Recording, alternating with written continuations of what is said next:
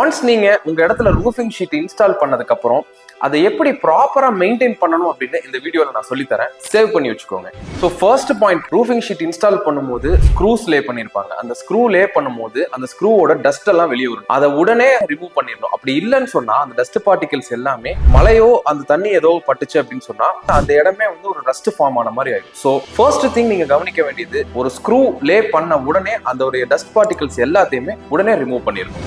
ரெண்டாவது விஷயம், நீங்க போட்டிருக்கிற ரூஃப் ஷீட்டுக்கு மேல வெயிட்டான இல்லைன்னா அதுக்கு அழுத்தம் கொடுக்கற மாதிரி ஆப்ஜெக்ட் எதுவுமே பிளேஸ் பண்ணாதீங்க. இல்ல அந்த ஷீட்டுக்கு மேல அடிக்கடி ஹியூமன் பீயிங்ஸ் நடக்கிற மாதிரியும் வந்து அவாய்ட் பண்ணிக்கோங்க. அந்த மாதிரி நம்ம பண்ணும்போது ரூஃபிங் ஷீட்டோட ஸ்ட்ரென்த்தும் கம்மியாகிறதுக்கு நிறைய பாசிபிலிட்டிஸ் இருக்கு. மூணாவது விஷயம், உங்க ரூஃப் ஷீட் இன்ஸ்டால் பண்ணதுக்கு அப்புறம் அதுல ஏதாவது ஸ்க்ரூஸ் ஆர் ரிவிட்ஸ் இல்லைன்னா பிளாஷிங்ஸ் ஜாயின் பண்ணது ஏதாவது லூஸா இருக்கா அப்படின்னு சொல்லி பீரியாடிக்கலா செக் பண்ணிட்டே இருங்க. அப்படி ஏதாவது ஒரு ஸ்க்ரூவோ ரிவிட்டோ லூஸா இருக்குன்னு நீங்க நோட்டிஃபை பண்ணீங்கன்னா உடனே ஒரு நல்ல ஃபேப்ரிகேட்டரை வச்சு அதை ரீஃபிக்ஸ் பண்ணுங்க.